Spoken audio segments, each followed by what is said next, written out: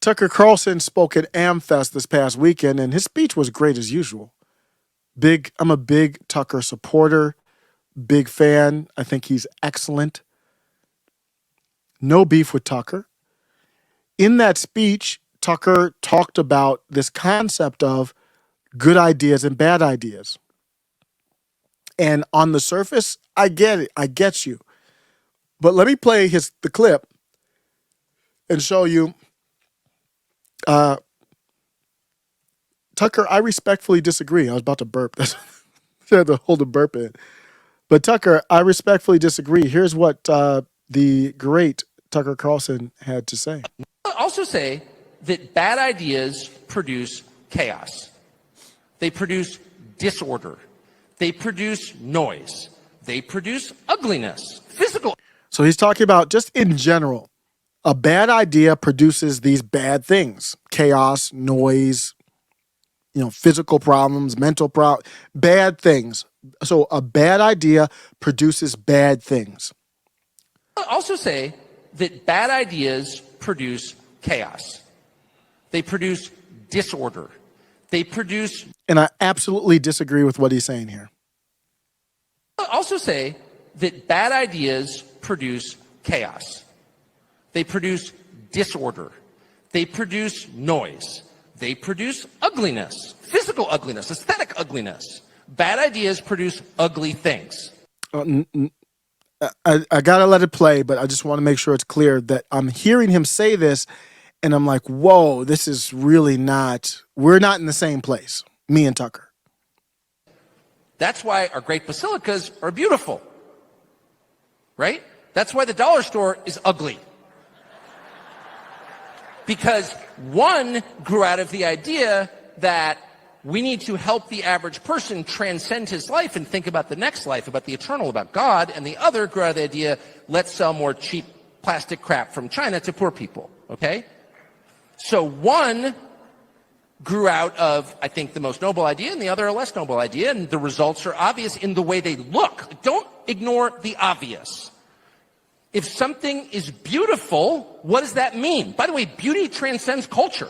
Oh, this is a dangerous concept. Tucker's great, but I did the live on Sophia Kiani, and he says, "Well, good ideas are beautiful," and she's a great example. Many others are. You could use Amber Heard or whoever else. That's not, and she's a person, so she's not an idea. But you can use her as an example of. She's very attractive, but that's not how I'm judging the package. Tucker's literally saying, judge the idea based on how beautiful it is. What?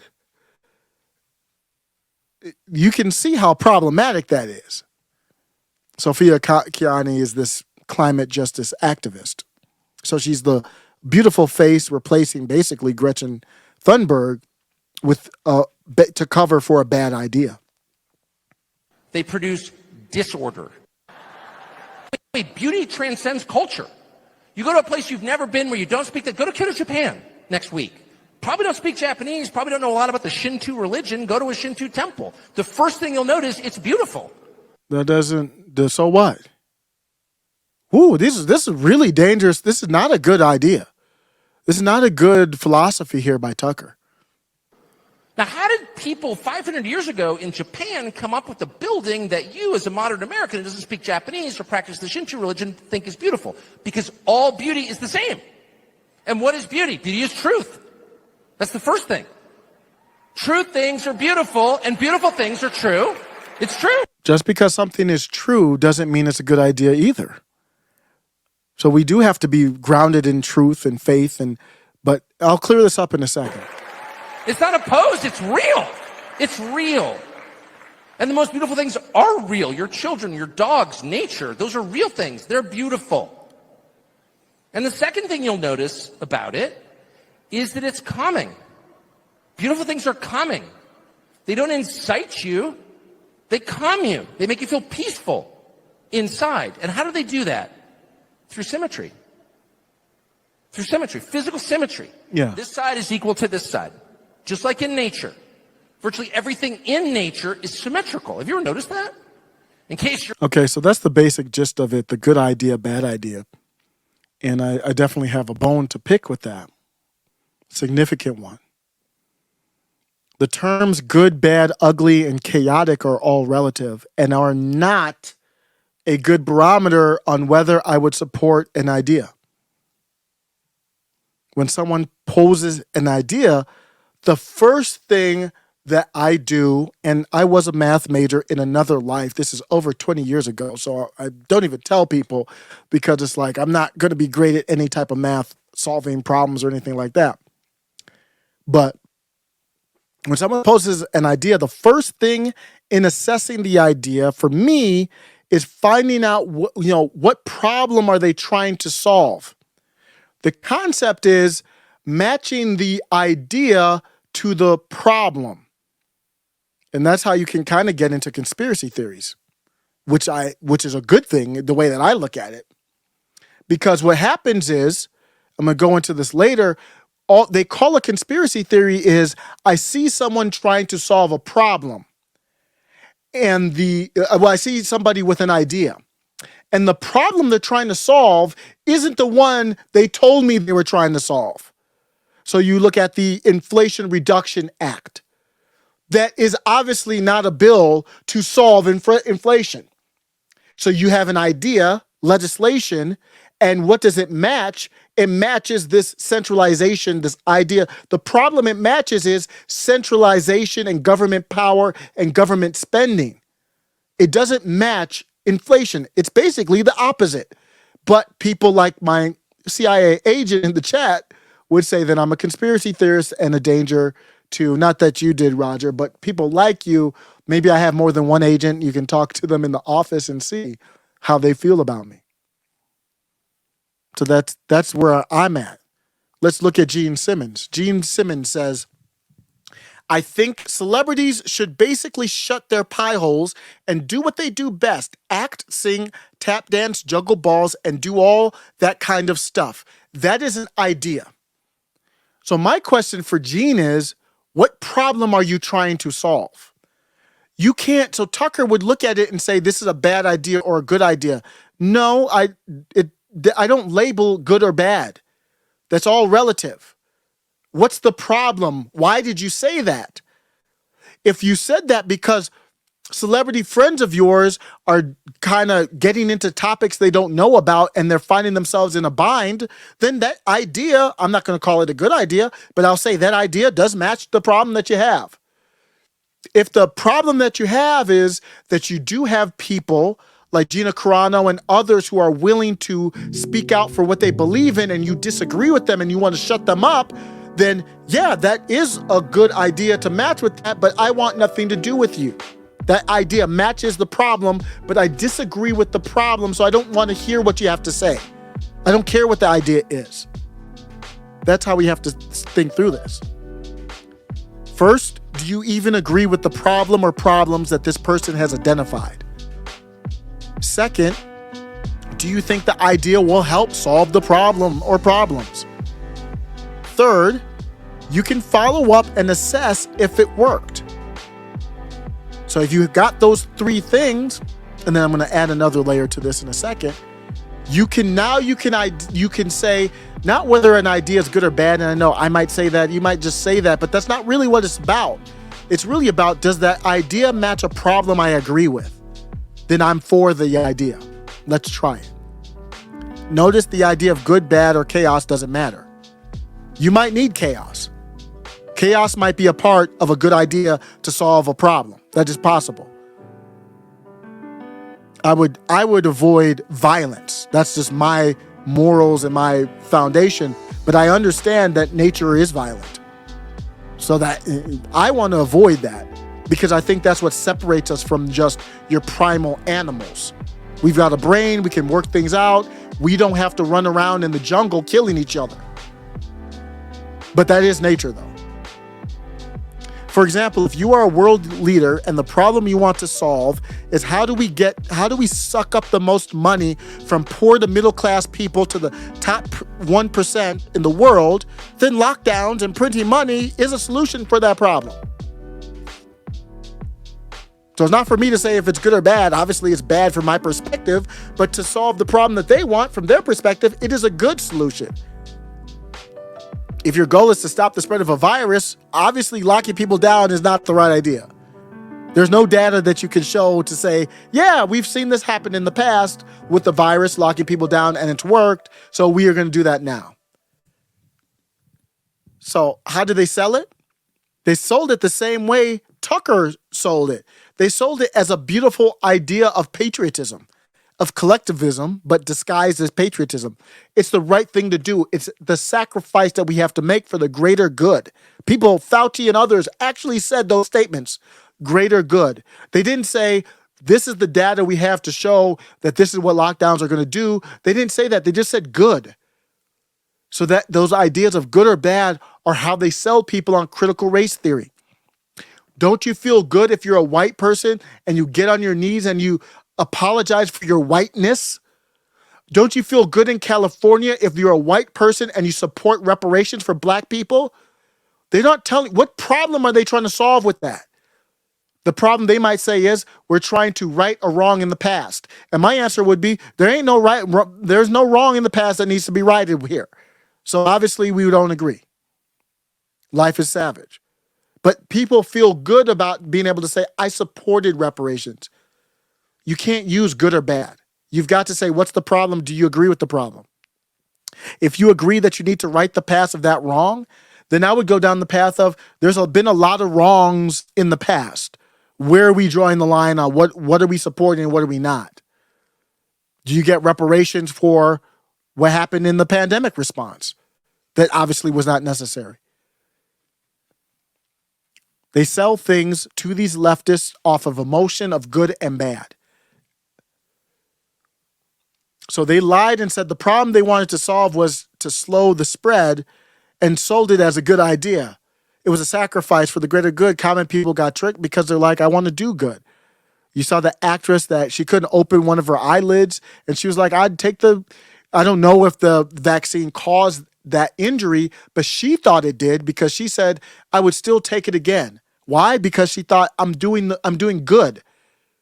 She didn't attach, well, the problem was supposed to be so it stopped the spread or that you actually stopped the virus, period. That was the problem. The solution was the vaccine. It didn't match. So she's not thinking like that. She's thinking in the idea of good or bad, and that's why she still believes it. Government does the same thing with legislation. This is a big problem for me. Our legislative bodies, they do not have to put in writing what the problem they're trying to solve is. For example, the Inflation Reduction Act. They can call the bill the Inflation Reduction Act because they can put pork and spending and anything they want in it, and they never have to put in writing, we think it's going to solve inflation this way. We think it will lower inflation in a year by whatever, X percent. They never have to put it in the bill. So that's why you can name the bill whatever you want to name the bill. The Inflation Reduction Act probably contributed towards inflation. They should have to put what problem they're trying to solve with the bill. What problem is the money to Ukraine supposed to solve? Nobody's told me that. You need to put something tangible down. You're sending $40 billion to Ukraine for this. We expect that Ukraine will be able to take over these territories. I'm not for the war, but you would still be able to spell that out. So then we can go back a year from now and say, you spent $40 billion. They didn't take over any territories. What the hell happened? That should be attached to every single piece of legislation. And then, wait, there's more. Focusing on the problem is key, but not just before the idea, after the idea. You have to focus on the problem. Or no, like say, so here's the problem I want to solve. Here's my idea. What other problems, what new problems could my idea bring forth? That should be a part of every legislation as well. Congress should have to detail the problems they are trying to solve and the potential problems the legislation might create. That should be a part of every single bill that passes. So they are on record on what their mindset is for the bill. Anyone who says yay on the bill agrees to the problem and not the problem. They're putting their name on it. Any idea, it's no different than fixing a bug in a video game. You play video games, every single time there's an upload, even with the Teslas do the over-the-air software uploads, and they do it to a select few of cars first because they know whenever you go into code and tinker with it, I'm not a coder, but I understand this general concept of just life. When you try to fix something like software, when you do a video game, I used to play NBA 2K a lot. Every time they did an update, you knew something else was going to get broken. It was just a matter of how big of a problem it was going to be. There's always a risk of an idea causing new problems. It is important for that to be attached to any idea so we can go back and note which problems were not foreseen and then figure out why. So if you say $40 billion to Ukraine, I'm expecting Ukraine's supposed to take over these territories. What's the downside? The downside of it is that maybe some of these weapons end up in Africa. We expect 5% of these weapons to end up in Africa or something like that. And then we go back a year from now and we say, damn, it looks like 20% ended up in Africa. What happened? I'm just giving you an example to say that's what should be covered. An example, people hold each other to higher standards than we do these people in DC. If I present an idea, people test me on the idea more than they test these bills in Congress, which is fine. But I'm just saying hold everyone to a high standard, especially those in DC. An example of where chaos is the right answer, in my opinion. So Tucker made it sound like chaos was always negative. That's not the case. Sometimes you have to throw in chaos. Donald Trump, when he won in 2016, he was an agent of chaos, and he would not have won otherwise. Ye right now, Nick Fuentes, they are agents of chaos right now, and they're serving a purpose. Whether they're crossing the line or not, that's a separate topic, but they are serving a purpose of culture jamming, just like Alex Stein. So here's a problem that I want to have solved. The federal government has become out of control, and they should be decentralized. If you're at the point where you can't trust the FBI and the CIA, what that means is you can't trust anything in DC. I don't know why people stop there. You can't trust the Federal Reserve. You can't trust the DHS. You can't trust the Energy Department. You can't trust transportation. You can't trust the ATF. You can't trust the Department of Education. You can't trust the FBI. You can't trust the CIA. Well, damn it, it's all broken.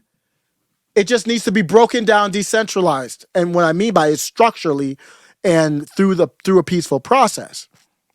Solution: states, in my opinion, states should get together and peacefully secede. You don't need a constitution to secede. A state can say, we're done, period.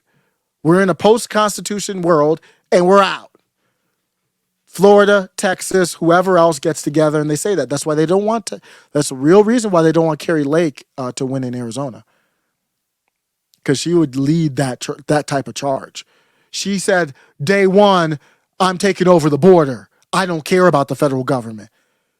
We still have Greg Abbott has said that. He hasn't done it. No one has done it yet.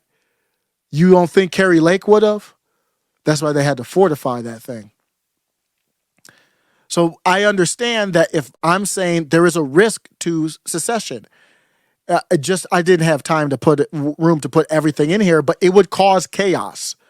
Financial chaos. What percentage of the debt you're backing out? The whole country owes debt. Are you paying up? How much of the debt do you have to pay up? I mean, this is like a divorce. Serious negotiations, tensions. I say peaceful. I want it to be peaceful. I don't want to do anything other than peace, but the risk is it might not be.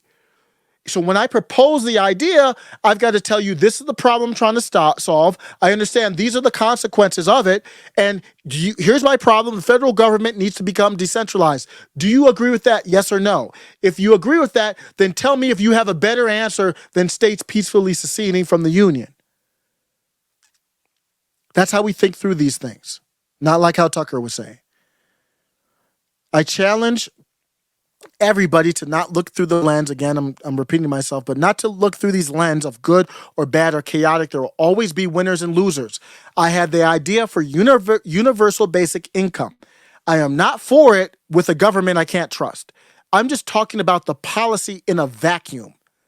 Assume that we lived in a serious society, and even if there's disagreement, it was a society where you could trust the government, not to like withhold your money because of your political point of view or anything like that. If we can't trust the government, then there are no good ideas. So what idea are we talking about? So I am for universal basic income, but I said I'm not for adding any new money into circulation. So if you want to do universal basic income that gives every person, if you don't know what it is, it just gives every person, you can make the rules. You can do babies get $500 or $1,000. You could do 18 or older. Obviously, if it's 18 or older, you could give out more. I would say 18 or older, American citizens only, period, no exceptions. And you don't spend any more money. So that means you have to cut welfare. You've got to cut Section 8 and all these, Social Security, all of it, disability, you cut all of it, some defense spending. And so when you do universal basic income, it is a net zero. I don't care if you do a VAT tax, whatever it is, you don't spend any more money than we're spending now. And I'm even going back years ago because our spending is through the roof. So when you do that, there's winners and losers. There's some people that might have been making more money with welfare and Social Security and all these things than they would under the universal basic income. There's some people that would make more money. But my point is, any idea has winners or losers. The people who are losers will say it's a bad idea. The people who are winners will say it's a good idea. So don't go through this good or bad or chaotic thing. Chaos cannot always be avoided. We are already on the path to chaos if you go back to my secession idea. If we do nothing, we are already in the midst of chaos. We've got men that don't know if they're women. We've got thousands of people crossing the border. We've got a president who has no cognitive ability. We've got Katie Hobbs in Arizona that nobody believes she really won. Nobody with a brain. We've got Fetterman who doesn't have a brain. We've already have chaos now. We don't know what the definition of a vaccine is. They just changed the definition of a woman in some of these online dictionaries. We're already in chaos. So do you agree with the problem? If so, do you have a solution that's a better fit for the problem? Postmodernism is where we're at. Postmodernism is a problem. And it's too late. We're already in a postmodern society. There's no real way to back out of that without generations of change. There's definitely no magical way to just get out of the society that we're in right now, a postmodern society. So let me go through and show you, in a postmodern society, the thing that it's attacking is the truth. That's the point of a postmodern society, is to bring forth a society without truth. Words have no meaning, science has no meaning, biology has no meaning. People can change stances constantly, and you become so disoriented that you ask the people who started the problem to help you. And that's kind of what I was getting at in this YouTube Shorts or TikTok. So you just imagine you're standing in place and you're spinning around for months. You're just spinning and you try to stop. You're so dizzy that you can't even stand up anymore. And someone's holding their hand out to help you. And that could be the government to say, hey, I know you're confused with all this information. I'm just here to help you. I'm just here. So the government says, I know you're confused. I'm here to help you. And they're the ones that caused the problem. So the government is the one that allowed Sam Bankman-Fried to go wild with FTX, him and his buddies and their orgies and all that. The government allowed that to happen. They knew it was going on, in my opinion, allegedly. They allowed it to happen. And then now they're going to sweep in with the legislation to fix the problem that they started. That's a postmodern philosophy and attempt at controlling society. The government was the one that hid the laptop, that doesn't go forward to make sure that the vote is trustworthy, that we can trust the vote. January 6th happens, and then the government's the one that prosecutes the same people that they failed the process of.